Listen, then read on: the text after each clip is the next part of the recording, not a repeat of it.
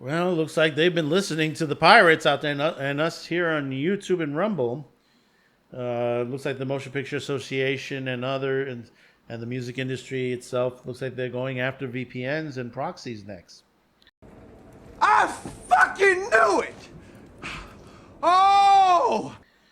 But before we start on this, don't forget to hit that comment, like, share, and hopefully today's the day I've earned your subscription. If you haven't yet, go over to Sci-Fi Snob. Also, subscribe to his channel. We should be on tonight. If this is the 10:30 video, we'll link you redirect you after the video directly to the next episode, season 2, episode 1, which I will be on the panel on itself. So do check it out. And yeah, anyway, go ahead, go over there, give him. He wants to get to 1,000 subscribers. He's halfway there. So take a moment, check out his videos. He's got some good stuff out there. So, with all the piracy going on and everything like that, and of course age verification and piracy and all, looks like they're going to be catching up the MPAA, the RIAA. Looks like they're coming after VPNs next. So this is out of Tom's Guide. If you haven't done, this is a pretty good site for information on technology stuff that's going on around them. They do have regular articles, gaming and all that too. So and also they have recommendations for a product. They're good. They're good to as a resource. I mean, I wouldn't use them as a final resource. I always tell you, whenever you buy electronics or anything like that, use multiple resources. No matter how good they are, it's like a doctor. You always want to get a second opinion. But let's read off this from Tom's Guide. Streaming giants become the latest group to target VPNs in a bid to combat piracy. The Motion Picture Association wants VPN providers, proxies, and content delivery systems to cooperate with anti-pirate measures. The Motion Picture Association has called for an automatic blocking system to block online piracy in real time by bypassing the need for court approval. The body represents major streaming giants including Disney Plus, Netflix, and Warner Brothers. It has urged VPN providers, proxies, and content delivery systems, CDNs such as Cloudflare, to engage with the group and enforce dynamic blocking.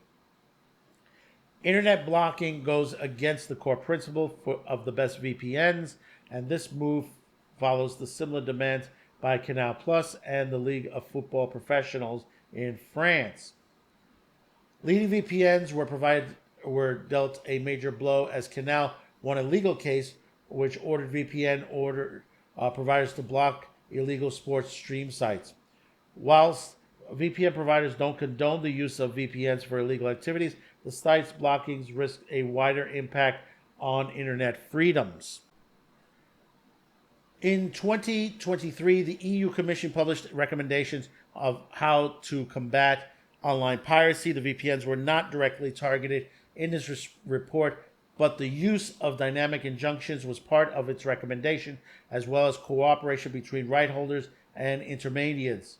The Commission encouraged VPN providers to consider voluntary measures to prevent their services from being misused. First reported by Torrent Freak, the MPA responded at the end of May of 2025. It submitted comments on the efficientness of the proposals and noted inconsistencies between countries' implementation of recommendations and complete absence in others. Europe is missing effectiveness and appropriated implementation of these provisions across all member states, said MPA said. The MPA called for automatic blocking techniques that would enable right holders to tackle piracy and copyright infringements in real time. MPA is therefore supportive of the automatic effectiveness of site blocking mechanisms that can be updated in real time with appropriate safeguards to address emerging infringing streams, the group said. It also cited the use of this technology in other countries, saying in Italy, Greece, Portugal, and Brazil, automatic dynamic systems are available to rights holders, allowing effective real-time blocks. According to the MPA, collaboration is essential and more intermediaries should have a role in combating piracy.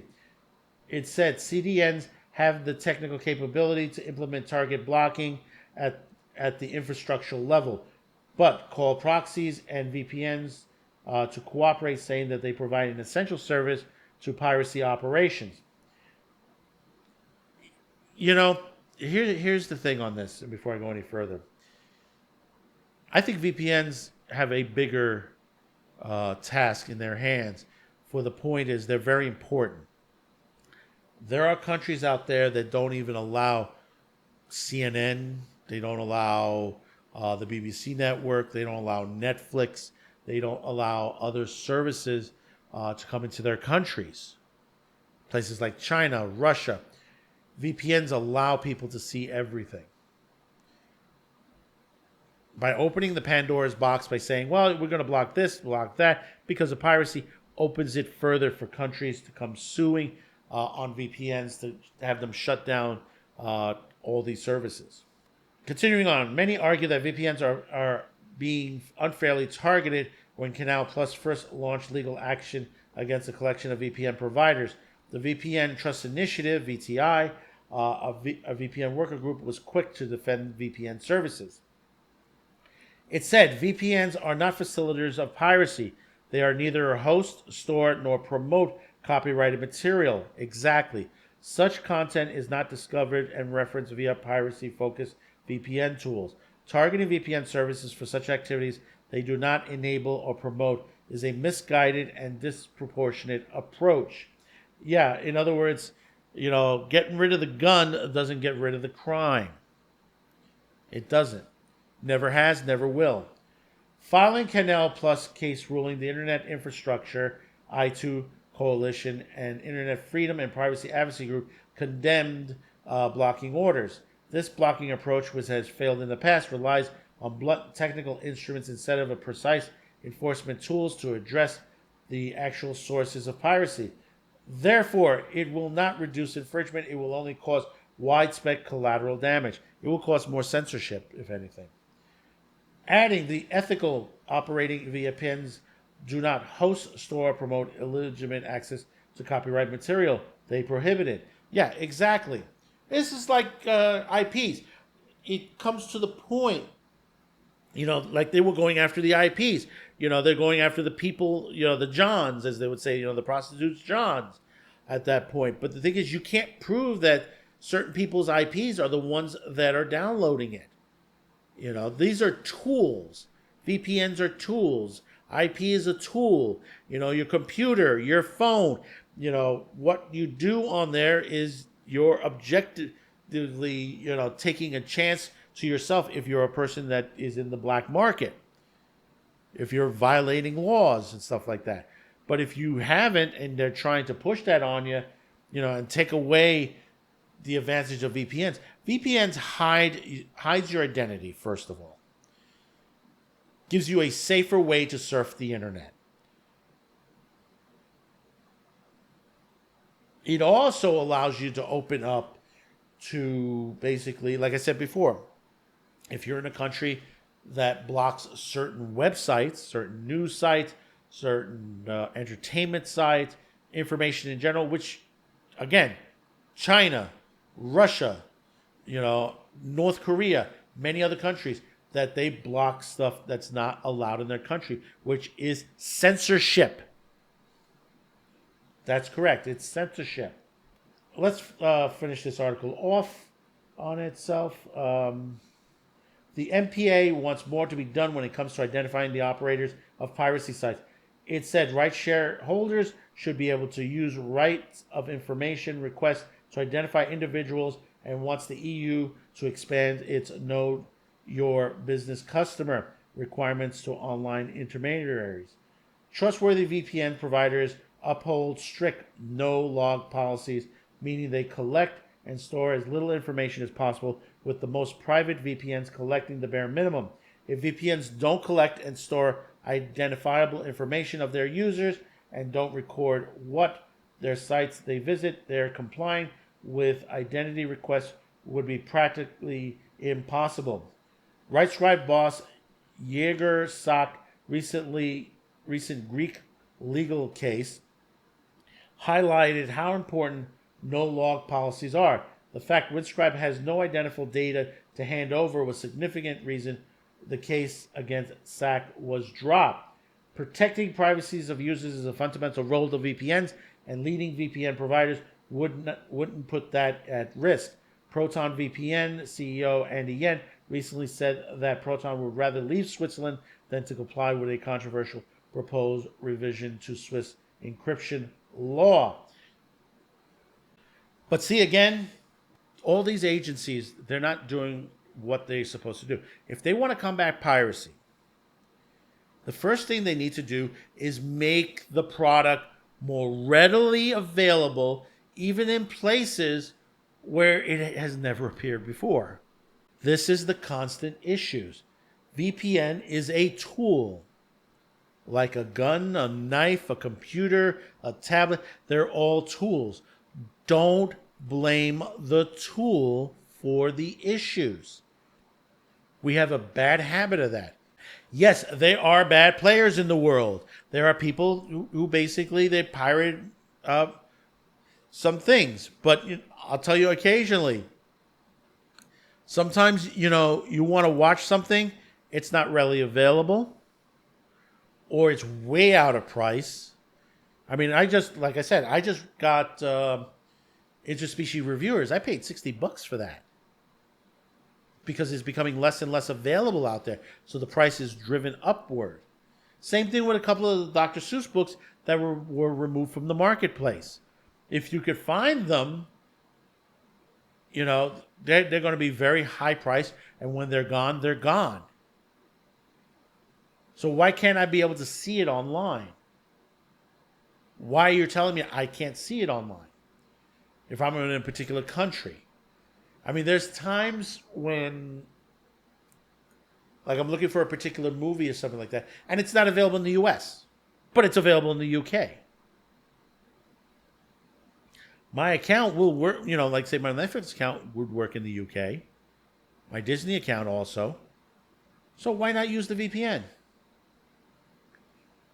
I could watch it there on that. For them to start blocking things, they say, well, we're going to block piracy sites. Where does it stop? Where do you say we should stop blocking sites on VPNs? Or in case releasing the logs of what people are viewing. That's another, here in the US, that's another constitutional issue. Right now we're waiting for the Supreme Court with the IP case on there. You shouldn't have access to what people are watching because you're going to use it to. And this is the same thing with age verification and age insurance laws. Basically, outing yourself to a point where people will keep lists, okay? Lists of people of what they watch. And if it, God forbid, if it ever becomes to a point where it's 1984, they can go to someone's home and start rifling to what it is and arrest them for having product that could be illegal or considered obscene. You say, oh, no, that ain't going to happen. It's happening in the UK already. What stops it from getting over here? Our Constitution right now. Our Supreme Court right now. Our current administration. When people chalk up and start slamming the current administration, think of what has been proposed as of recent. And this is both sides of the aisle. Okay? You have bills out there that are trying to redefine obscenity. They're trying to age gate the internet. We don't want you going to the site until you identify yourself to us. Now, that's an issue itself. That is an issue. And the thing about it is, this is nothing new. This happened back late 80s, 90s on public access here in New York City.